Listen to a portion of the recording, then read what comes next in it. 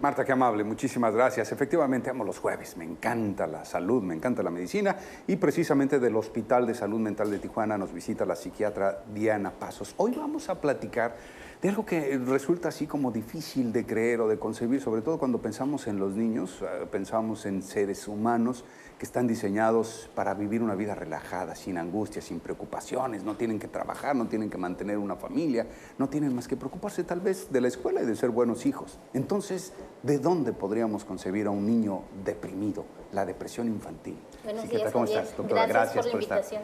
con nosotros. ¿Es frecuente ver a los niños con depresión? Sí, o sea, la estadística dice que un 1 a un 2% de los niños de todos los prepúberes, antes de entrar a la pubertad, pueden padecer de depresión en algún momento de su vida, en esos años. Bueno, ¿y por qué podrían padecerla? Regularmente la depresión tiene una base genética que ya está comprobada, ¿no?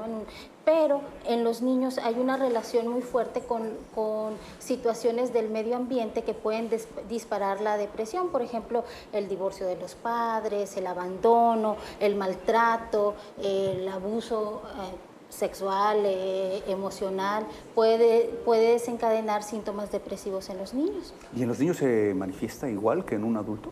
Es ahí donde está muchas veces la confusión y la falta de poder hacer un diagnóstico, porque regularmente estamos acostumbrados en pensar en depresión como alguien muy triste, llorando, tirado en la cama sin ganas de hacer nada, y regularmente los niños no necesariamente así van a manifestar la depresión. Los niños regularmente lo que pasa con ellos es que hay mucha irritabilidad, empiezan a tener problemas se ponen desafiantes, oposicionistas con la autoridad, bajan su rendimiento escolar o ya no quieren ir a la escuela, y muchas de esas veces se confunde entonces con un problema de conducta, más de pensar en que es algo emocional. Como que el niño se puso rebelde, Ajá, ¿no? dicen algo le pasó y como que ya le está entrando la pubertad o los cambios hormonales y por eso se puso rebelde y está dando problemas en la escuela y ya no quiere estudiar, pero muchas de las veces tendríamos que considerar la posibilidad de una depresión. Dices, doctora, que se tiene establecido que tiene mucho que ver el carácter congénito, es decir, la herencia, ¿no? Pero ¿puede haber un caso de depresión en los niños en donde no hay esa predisposición genética, sino nada más un episodio del medio ambiente que lo dispare? Sí puede haber, porque como te explicaba, o sea, en los niños no necesariamente tiene que ser la cuestión genética, aunque hay una carga muy importante para la heredabilidad. Se supone que si tú tienes un familiar de primera línea que ha tenido depresión, tienes muchas más posibilidades, como un 40% más de posibilidades que la población en general de sufrir depresión. Pero sin embargo, en los niños, los factores que rodean su medio ambiente, como puede ser en la escuela, el bullying, por ejemplo, se ha visto con mucha frecuencia, o en casa la separación de los padres mal llevada puede desencadenar un episodio depresivo.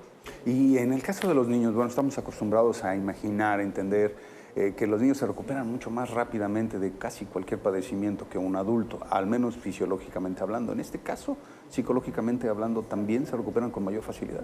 Bueno, si reciben la atención adecuada, sí.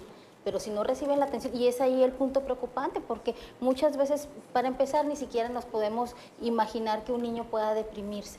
Y segundo, aunque esté deprimido, a veces no diagnosticamos la depresión, entonces se deja pasar, o nada más se le da como que hay que regañarlo, hay que castigarlo, hay que meterle más presión, y esa presión, en lugar de ayudar a que los síntomas depresivos disminuyan, pueden intensificarlos, entonces se complica.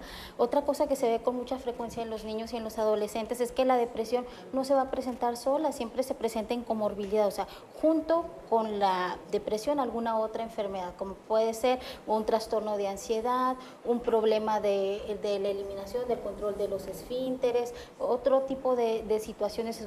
No vamos a ver la depresión sola, sino combinada con otro tipo de síntomas. Qué barbaridad, aquí sí es interesante. Y la última pregunta que me gustaría hacerte, doctora, ya se nos está acabando el tiempo. Normalmente, si en los adultos pasa y con relativa frecuencia, tener o pasar por episodios depresivos que no son diagnosticados y pueden vivir muchos años así, la pregunta es, ¿un caso de depresión, ya sea en adulto o en niño, que no es atendido, puede eventualmente evolucionar y erradicarse por sí solo o va a permanecer un adulto viviendo por la eternidad en un estado depresivo sin saberlo? Bueno, es que la depresión puede seguir diferentes caminos. Uno puede irse a algo que se llama un trastorno depresivo crónico, se diría una distimia, y hablamos de distimia cuando tenemos en los niños más de un año con síntomas depresivos y que de pronto ya se empieza a considerar como parte de él, así es, o sea, no le gusta mucho jugar, no es muy divertido, siempre se aísla y ya empieza a parecer que es parte de él, ya no se ve como algo anormal, sino como una característica. Para su personalidad, ¿no? Y hay otra situación